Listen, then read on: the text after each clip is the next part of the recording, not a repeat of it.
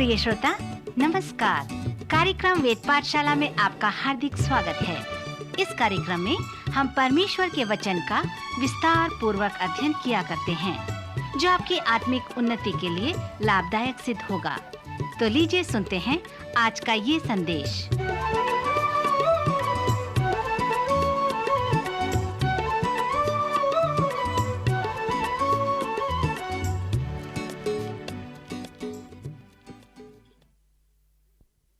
प्रिय मित्र, प्रेमी प्रभु यीशु के पवित्र नाम में आपको हमारा नमस्कार।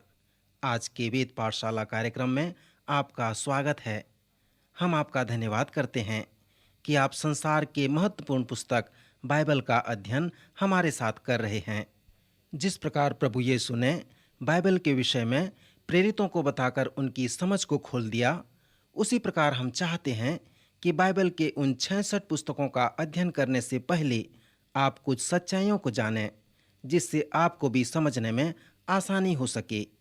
इस समय मैं कुछ सच्चाइयों को बताना चाहता हूँ, जिसे प्रभु यीशु ने प्रेरितों के सामने रखा।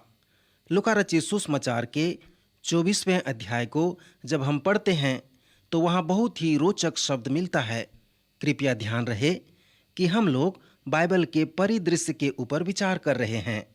प्रभु यीशु मसीह मुर्दों में से जी उठ चुके थे और दो मनुष्य जब इम्माउस नाम के गांव में जा रहे थे तो प्रभु यीशु भी उनके साथ हो लिए थे, परंतु उनकी आंखें ऐसी बंद कर दी गई थीं कि वे उसे पहचान न सके।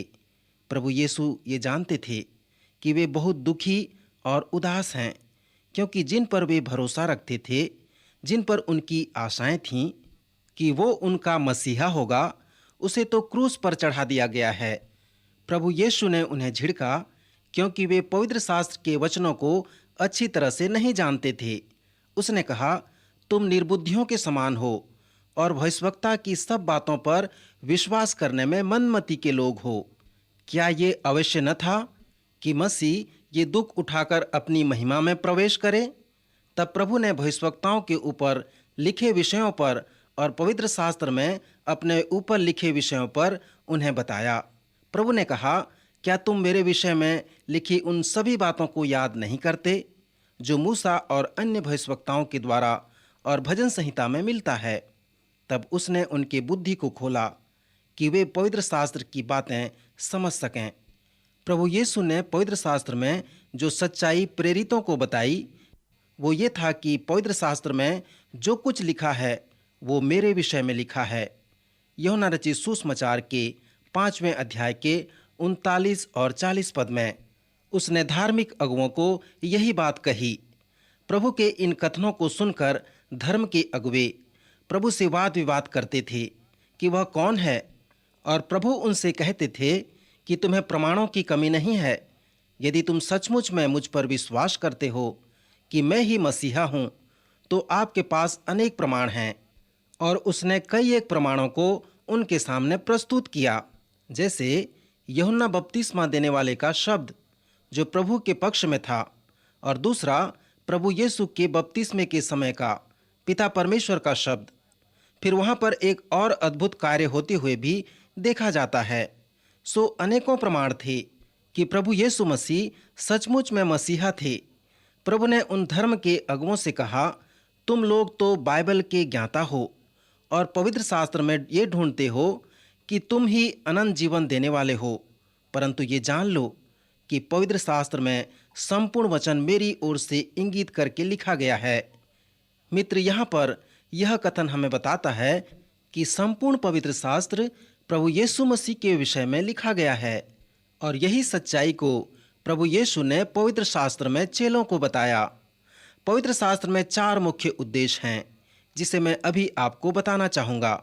उसमें से पहला है कि प्रभु यीशु मसीह पवित्र शास्त्र में ऐसा प्रस्तुत किया गया है कि वे संसार के उद्धारकर्ता और पापों से छुटकारा दिलाने वाले हैं, और पवित्र शास्त्र का प्रथम उद्देश्य यही है।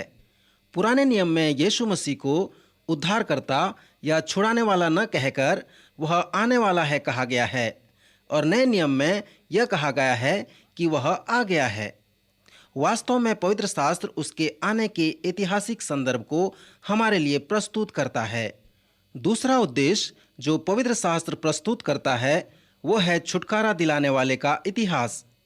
मित्र, यहाँ पर और भी रोचक बात है। जब हम पवित्र शास्त्र के गहराइयों को देखते हैं, ध्यान दें कि इन विभिन्न विषयों के लिए पवित्र शास्त्र में कितना स्थान है।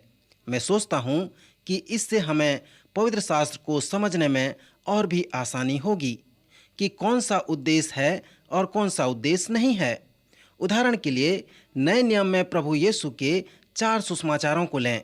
मत्ती रचित सुसमाचार, लूका रचित सुसमाचार, मरकुस रचित सुसमाचार और यूहन्ना रचित सुसमाचार। यदि आप इन चारों पुस्तकों में कुछ अध्ययन जोड़ना चाहते हैं तो आपको 89 संख्या में आना पड़ेगा, क्योंकि इन चारों सुसमाचारों में 89 अध्याय पाए जाते हैं, जिसमें से 4 अध्याय प्रभु यीशु मसीह के जन्म और उनके प्रथम 30 वर्ष के जीवन के विषय में बताते हैं। लगभग 85 अध्याय में प्रभु यीशु मसीह के अंतिम 3 वर्ष के जीवन को बताया गया है और 27 अध्याय प्रभु यीशु के जीवन के आखिरी सप्ताह के विषय बताते हैं। इन चारों सुसमाचारों के लेखक प्रभु यीशु मसीह के जीवन को एक विशेष और महत्वपूर्ण रूप से प्रस्तुत करते हैं, जैसे उनका जन्म, उनका प्रथम 30 वर्ष का जीवन और उनके 3 वर्ष की सेवकाई, और विशेष करके उनके जीवन के अंतिम सप्ताह तथा हमारे पापों के लिए क्रूस पर प्रभु की मृत्यु और मृतकों में से जी उठना। यदि हम संपूर्ण सुसमाचार में प्रभु यीशु मसीह के जीवन को देखते हैं तो उनके जन्म और 30 वर्ष के जीवन से अधिक उनके जीवन का अंतिम सप्ताह अधिक महत्वपूर्ण दिखता है। हम लोग बड़े दिन को अधिक महत्व देते हैं, परंतु पवित्र शास्त्र ईस्टर को अधिक महत्व देता है। यदि हम यूहन्ना रचित सुसमाचार के अध्यायों को देखें तो प्रायः आधे अध्याय प्रभु यीशु मसीह के जन्म, उनके 30 वर्ष का जीवन और उनके 3 वर्ष की सेवकाई के विषय बताते हैं, परंतु बाकी अध्याय प्रभु यीशु मसीह के जीवन के अंतिम समयों के विषय में बताते हैं। यूहन्ना ने अपने इस सुसमाचार को 2 भागों में विभाजित किया है, जैसे आधा अध्याय उसके जीवन के 30 वर्ष के और 3 वर्ष की सेवकाई के विषय बताते हैं। दूसरा आधा भाग केवल 1 सप्ताह के विषय बताता है। इस सप्ताह को हम पवित्र सप्ताह कहते हैं।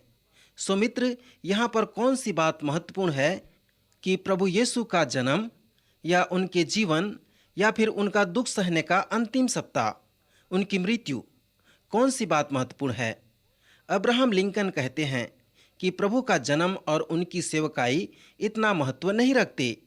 2 सुसमाचारों में तो प्रभु के जन्म और उनके 30 वर्ष के जीवन के विषय कुछ भी नहीं बताया गया है, परंतु सबसे महत्वपूर्ण बात यह है कि प्रभु यीशु क्यों संसार में आए। वो इसलिए आए कि बहुतों की छुड़ौती के लिए अपना प्राण दें, और वे अंतिम सप्ताह के लिए आए। मेरे मित्र, यदि आप पवित्र शास्त्र के विभिन्न विषयों को लेकर अलग अलग रूप से विभाजन करें तो आप पाएंगे कि बाइबल में कुल 1189 अध्याय पाए जाते हैं। उनमें से 11 अध्याय विश्व के ऐतिहासिक बातों का वर्णन करते हैं, जैसे पृथ्वी, मनुष्य, भाषा, शैतान और अन्य सभ्य लोग तथा सृष्टि के दार्शनिक लोगों के विषय विस्तृत रूप से बाइबल के इन प्रथम 11 अध्याय में पाए जाते हैं। जब आप उत्पत्ति के 12वें अध्याय में प्रवेश करेंगे तो आपको इब्राहिम नाम का एक व्यक्ति मिलेगा, और इस 12वें अध्याय से लेकर बाइबल के अंत तक 1178 अध्याय पाए जाते हैं, जिसमें अब्राहम और उनके संतानों के विषय में लिखा गया है। सचमुच में बाइबल 2000 वर्ष के इब्रानी इतिहास के विषय बताती है। पवित्र शास्त्र का मुख्य उद्देश्य यह नहीं कि वो हमें सृष्टि के विषय बताए कि कैसे सृष्टि की रचना हुई, परंतु इसका मुख्य उद्देश्य मनुष्यों का उद्धार और लोगों को पापों से छुटकारा दिलाना है, और हमें बताता है कि उद्धार संसार में कैसे और किसके द्वारा आया। इसलिए सबसे पहले यह इब्राहिम के पास जाता है और इब्राहिम से मसीह यीशु के पास आता है। और मित्र, संपूर्ण पवित्र शास्त्र का सारांश यही है, जो 2000 वर्ष के इतिहास के विषय बताता है। और सृष्टि के विषय जो तीसरा उदाहरण है, उसका इस प्रकार से अवलोकन किया गया है कि यदि हम पुराने और नए नियम के आकार की तुलना करें तो नए नियम में 260 अध्याय और पुराने नियम में 929 अध्याय पाए जाते हैं, जबकि परमेश्वर इस विषय में बहुत ही गंभीर हैं। क्या आप अपने मन में ऐसा न सोचते होंगे कि परमेश्वर ने पुराने नियम में कुछ अधिक अध्याय दिए और नए नियम में कुछ कम दिए हैं? तो भी आज बहुत सारे लोग यह कहते हैं कि मुझे अब पुराने नियम में कोई रुचि नहीं है क्योंकि वह पुरानी बाइबिल है, मुझे केवल नए नियम की आवश्यकता है। और जब हम अपने सर्वेक्षण में पुराने व नए नियम का अध्ययन करेंगे तो लोग हमसे पूछेंगे, कृपया हमें बताएं कि नए नियम का सर्वेक्षण कब से प्रारंभ होगा, हम इसमें भाग लेना चाहते हैं। परंतु श्रोता मित्र, मैं आपको बताना चाहता हूं कि पुराने नियम के 929 अध्याय परमेश्वर के पवित्र शब्द हैं और इन वचनों से परमेश्वर हमसे बातें करना चाहते हैं। मैं आशा करता हूं कि पुराना नियम आपके लिए बंद की हुई पुस्तक नहीं है, परंतु यही वो बातें हैं जिनसे प्रभु यीशु ने प्रेरितों के समझ को खोला था। पौलुस प्रेरित के अनुसार पवित्र शास्त्र का महत्वपूर्ण उद्देश्य यह है कि परमेश्वर ने हमें पवित्र शास्त्र अपनी प्रेरणा से दिया है ताकि परमेश्वर के लोग सिद्ध बने और हर एक भले कार्य के लिए तत्पर हो जाएं जो परमेश्वर उनसे कराना चाहता है।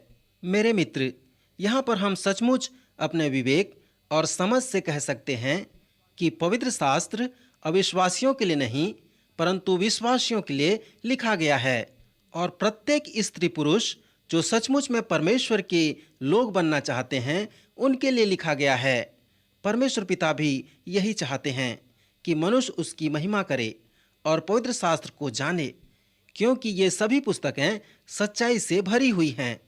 यूहन्ना रचित सुसमाचार में हम बाइबल के आखिरी उद्देश्य को देखते हैं जिसमें अविश्वासियों को संबोधित किया गया है। यूहन्ना ने जब सुसमाचार लिखा उसने कहा, परंतु ये इसलिए लिखे गए हैं कि आप उस पर विश्वास करें कि यीशु ही मसीह और परमेश्वर का पुत्र है और उस पर विश्वास करके उसके नाम से जीवन पाएं। यूहन्ना चाहते हैं कि हमारे पास अनंत जीवन हो और वो ये भी चाहते हैं कि हम यह जानें कि यीशु कौन है और हमारा विश्वास कैसा है। इसीलिए उन्होंने कहा कि तुम विश्वास करो कि यीशु ही परमेश्वर का पुत्र मसीह है और उसके ऊपर विश्वास करके उसके नाम से जीवन पाओ। पवित्र शास्त्र की इन पुस्तकों को किसने लिखा और कब लिखा और किन भाषाओं में लिखा? क्या उनके हाथ के लिखे हुए प्रारंभिक विषय आज हमारे पास हैं? किसने इन पुस्तकों को हमारे लिए रचा है? हमारी भाषाओं में किसने इन पुस्तकों का अनुवाद किया? किसने इन पुस्तकों का चयन किया और पवित्र शास्त्र बाइबल में संग्रहित किया? इन पुस्तकों का चयन करने के लिए किसने मनुष्य को अधिकार दिया और कब इनका चयन हुआ? आज जो पवित्र शास्त्र हमारे पास है उसे किसने संग्रहित करके एक पवित्र शास्त्र का रूप दिया? और मित्र, इस तरह से अनेक प्रश्न हैं जिसे लोग आपको पवित्र शास्त्र के विषय पूछेंगे, और यदि आप लोगों से कहेंगे कि आपने पवित्र शास्त्र का सर्वेक्षण किया है और उसके विद्यार्थी रहे हैं, तो मैं सोचता हूँ कि लोग आपसे इन प्रश्नों का उत्तर पाने की आशा रखेंगे। सो इन प्रश्नों के उत्तर देने के पहले सर्वप्रथम मैं आपको पवित्र शास्त्र के लेखक के विषय कुछ बताना चाहता हूँ। किसने इसे लिखा? और मैं आपको बता चुका हूँ मित्र कि परमेश्वर ने इसे लिखा है। ईश्वरीय लेखक के विषय जब हम कहते हैं तो इसका क्या मतलब आप समझते हैं, परंतु परमेश्वर की प्रेरणा शब्द से हम उसका उत्तर पा चुके हैं कि परमेश्वर ने अपनी प्रेरणा से मनुष्यों के जीवन में कार्य किया जिससे वे इन पुस्तकों को लिख सके। इसलिए सचमुच में परमेश्वर ने ही इन पुस्तकों को लिखा है। जब हम कहते हैं कि पिता परमेश्वर ने इन पुस्तकों को लिखा तो हमारे पास दो बातें हैं जिसे हमें समझने की आवश्यकता है। और पहली बात है प्रगटीकरण, और ये प्रगटीकरण वो है जिसमें परमेश्वर ने संपूर्ण रूप से अपनी सच्चाई को पवित्र आत्मा के द्वारा मनुष्यों के सामने प्रकट किया है, और इस तरह से विभिन्न तरीकों से उसने अपनी सच्चाई को हमारे सामने प्रकट किया है। प्रेरणा शब्द हमें यह स्पष्ट करता है कि आज के धर्म विद्वान इसे विशेष प्रकटीकरण कहते हैं। पवित्र शास्त्र परमेश्वर का विशेष प्रकटीकरण है। इसका आरंभ भी है और अंत भी है। 1600 वर्षों तक परमेश्वर लोगों के जीवन में प्रकट होता रहा, जिससे वे लोग इन पुस्तकों को लिख सके। प्रभु यीशु मसीह की मृत्यु के 90 वर्ष के बाद यूहन्ना ने प्रकाशित वाक्य की पुस्तक को लिखा और कहा कि यदि कोई इस भविष्यवाणी की पुस्तक की बातों में से कुछ निकाल डाले तो परमेश्वर उस जीवन की पेड़ और पवित्र नगर में से जिसकी चर्चा इस पुस्तक में है उसका भाग निकाल देगा। यह एक अद्भुत कार्य है, इसलिए इसे विशेष प्रकटीकरण कहते हैं। कभी कभी मन में यह प्रश्न उत्पन्न होता है कि क्या परमेश्वर व्यक्तिगत रूप से मुझसे बात करता है या प्रकट होता है? और यह सच है मित्र, परमेश्वर ऐसा कर सकता है। तब फिर मन में यह प्रश्न आता है कि इनमें से कौन सा प्रकटीकरण अधिक महत्वपूर्ण है, क्योंकि मैं दोनों प्रकटीकरण पर विश्वास करता हूँ और मैं यह विश्वास करता हूँ कि व्यक्तिगत प्रकटीकरण के ऊपर विशेष प्रकटीकरण का अधिकार नियमित बना रहता है। यदि मैं एक पास्टर हूँ और कोई आकर मुझे यह कहे कि मैं अपनी पत्नी को छोड़ रहा हूँ, तब मैं उससे एक प्रश्न पूछता कि क्या वह विश्वास योग्य नहीं है? और वो कहता, नहीं नहीं, ऐसी बात नहीं है, परंतु मैं उसे यूं ही छोड़ना चाहता हूँ क्योंकि मैं उसे पसंद नहीं करता और मैं कभी भी विवाह नहीं करूँगा। और श्रोता, यदि वो मुझसे ऐसा कहता कि परमेश्वर ने मुझे ऐसा कहा है कि उसे छोड़ूं, तब मैं अपने अधिकार में बहुत ही कठोर होकर उत्तर देता कि परमेश्वर तुमसे ऐसी बात कह ही नहीं सकता, क्योंकि इस विशेष प्रकटीकरण में परमेश्वर आपको ये अनुमति नहीं देता कि आप उसे छोड़ दो। धार्मिक अगुवे कहते हैं कि विवाह का संबंध तोड़ने के लिए नहीं है, अर्थात इसका मतलब कि आप इससे अलग नहीं हो सकते। और यही बात विशेष प्रकटीकरण कहता है। व्यक्तिगत प्रकटीकरण कभी भी विशेष प्रकटीकरण का विरोध नहीं कर सकता। मित्र, मैं व्यक्तिगत प्रकटीकरण पर विश्वास करता हूँ, पर मैं सोचता हूँ कि इस विषय पर कुछ विशेष चेतावनी है जिसे हम यहाँ पर देखेंगे। जब हम कहते हैं कि परमेश्वर ने मुझे कहा है, तो इस विषय पर हमें बहुत सावधान और सचेत रहना चाहिए। अनेक समय हम कहते हैं कि परमेश्वर ने मुझसे कहा है, पर सचमुच में परमेश्वर ऐसे नहीं कहते। कभी हम अपने स्वयं के अनुभव व इच्छा को परमेश्वर की इच्छा समझते हैं और अंत में हम कहते हैं कि परमेश्वर ने मुझसे कहा है। मुझे याद है, जब हम एक कलीसिया का भवन निर्माण कर रहे थे, तो उसे निर्माण करने के लिए हमारे पास एक अच्छी योजना थी। पर जब भवन तैयार हो गया और उसमें रंग लगाकर पुताई करने की बात हुई, तब लोग उसमें सहमत नहीं हुए। सबके पास अपना अलग अलग विचार था और उनके सुझाव अलग अलग थे। वो कहते थे ऐसा ऐसा रंग लगाया जाएगा तो अच्छा होगा। और जब हम इस विषय पर विचार विमर्श कर रहे थे, तो एक महिला एक संध्या की आत्मिक सभा में आई। उसके हाथ में एक बड़ी दरी थी। उसने साधारण रूप से यह नहीं कहा कि यह रंग मंदिर के लिए बहुत अच्छा होगा, पर उसने कहा, परमेश्वर ने मुझसे कहा है कि यह रंग मंदिर के लिए बहुत अच्छा होगा। परंतु मैंने उस पर विश्वास नहीं किया। और जब लोग ऐसी बात करते हैं तो मैं उस पर तुरंत विश्वास नहीं करता। मैं सोचता हूँ कि वह अपने ही मन से ऐसा कह रही थी। मित्र, इस विषय पर हमें बहुत ही सावधान रहने की आवश्यकता है। प्रगटीकरण और प्रेरणा शब्द के ऊपर जब हम ध्यान करते हैं, तो विशेष बात यह है कि आज संसार इस प्रकार के शब्दों पर जोर दे रहा है, जैसे कि बुद्धिवाद, तर्कसंगत या मानववाद। जब आप मसीही बनते हैं, तब आप विवेकहीन, तर्क वितर्क करने वाले नासमझ नहीं बनते। और यही बात मैं विश्वासियों के बीच में भिन्नता देखता हूँ, जो सचमुच में पवित्र शास्त्र और परमेश्वर के वचन पर विश्वास करते हैं। परंतु जो लोग अपनी मति और अपने विचार के द्वारा तर्क वितर्क करते हैं, वे लोग अपने बुद्धि का अनुसरण करते हैं और वे उसे ही प्रकटीकरण कहते हैं।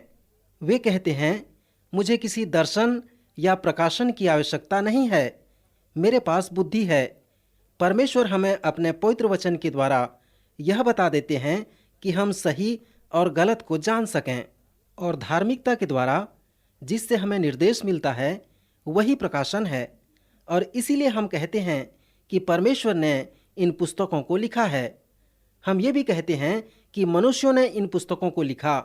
हाँ मित्र, मनुष्यों ने इन पुस्तकों को लिखा है। जो मछली पकड़ने वाले मछुए थे, जो राजा थे, जो चरवाहे थे, साधारण लोग थे, एक तो वैद्य थे, एक नाकेदार था, वे सभी प्रकार के लोग थे। यदि आप इन लोगों के विषय पढ़ें जिन्होंने धर्मशास्त्र को एक साथ जोड़ा, तो आपको यह मानना पड़ेगा, जिससे इस प्रकार का प्रश्न उत्पन्न होगा कि कब लोगों ने स्वर्ग में कला के कार्य को सीखा। वे तो विभिन्न स्थानों से थे, विभिन्न उम्र के थे, और यह सत्य है, पर प्रश्न बहुत अच्छा है। श्रोता मित्र, यदि आप इस सच्चाई पर थोड़ा गौर करें कि इन मनुष्यों ने इन पुस्तकों को लिखा है, तो आपको थोड़ा और खोज करना पड़ेगा। तभी आप इस विषय पर कुछ जानकारी और सच्चाई को प्राप्त कर सकते हैं कि कैसे ये अद्भुत कार्य हो सके, और इस प्रकार से आप इन प्रश्नों के उत्तर को प्राप्त कर सकते हैं। उदाहरण के लिए, पुस्तकों के चुनाव के अनुसार आप उनकी खोज करें। लगभग 100 एडी के समय जो परिषद था वो जमानिया का परिषद कहलाता था। ये सब निश्चित थे, और ये पुस्तकें सचमुच में 300 या 400 वर्ष पहले ही एक साथ लाई गई थीं। और नए नियम की पुस्तकें 692 एडी के लगभग संग्रहित करके चुन ली गई थीं। और उस समय एक और परिषद था जिसे ट्रूलन का परिषद कहा जाता था, और वहीं पर उसे एक साथ जोड़ा गया। पुराने नियम की पुस्तकों में महत्वपूर्ण बात यह देखने को मिलता है कि उसका लेखक या तो भविष्यवक्ता है या फिर शास्त्री है।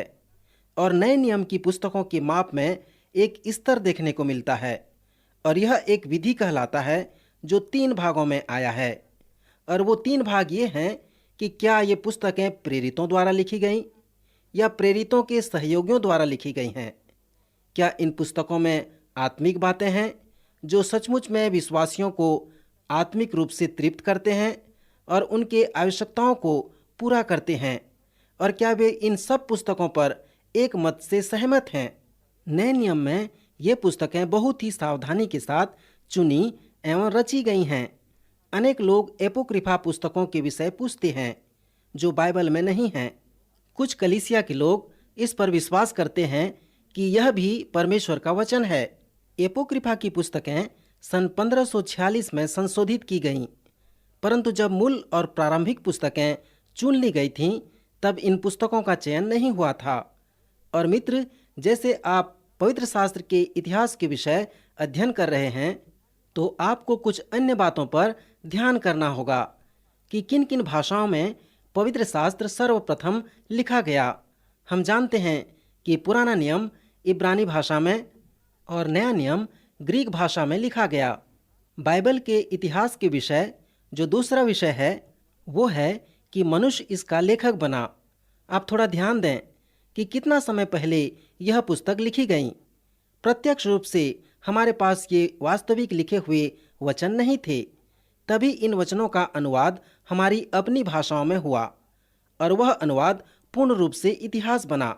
अगला विषय कि जैसे हम पवित्र शास्त्र के पृष्ठभूमि को ध्यान करें, तो एक और महत्वपूर्ण प्रश्न हमारे सामने आता है, वो है प्रेरणा।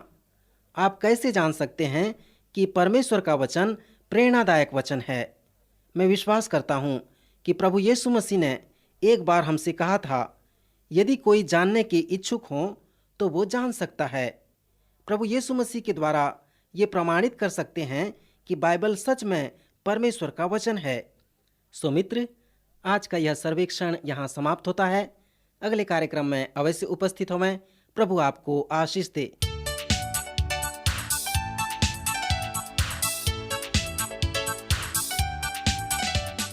प्रिय श्रोताओं, अभी आप सुन रहे थे हमारा ये कार्यक्रम वेद पाठशाला। श्रोताओं, आपको ये जानकर खुशी होगी कि हमारे पास इस अध्ययन से संबंधित नोट्स उपलब्ध हैं, जिन्हें हम सभी श्रोताओं को निशुल्क भेजना चाहते हैं। यदि आप इसे प्राप्त करना चाहते हैं तो हमें इस पते पर लिखें। हमारा पता है कार्यक्रम Ved Pathshala, radio Vishwavani, post box number 317, Lucknow 226001, Uttar Pradesh. हमारा पता एक बार फिर सुन लीजिए। कार्यक्रम Ved Pathshala, radio Vishwavani, post box number 317, Lucknow 226001, Uttar Pradesh. और हाँ श्रोताओ, अब आप हमसे ईमेल के द्वारा भी संपर्क कर सकते हैं। हमारा ईमेल आईडी है hindiembassy@radiovv.org, hindiembassy@radiovv.org। और इसी के साथ हमारे आज के कार्यक्रम का समय समाप्त होता है। अगले कार्यक्रम में आपसे फिर भेंट होगी। तब तक के लिए आज्ञा दीजिए। नमस्कार।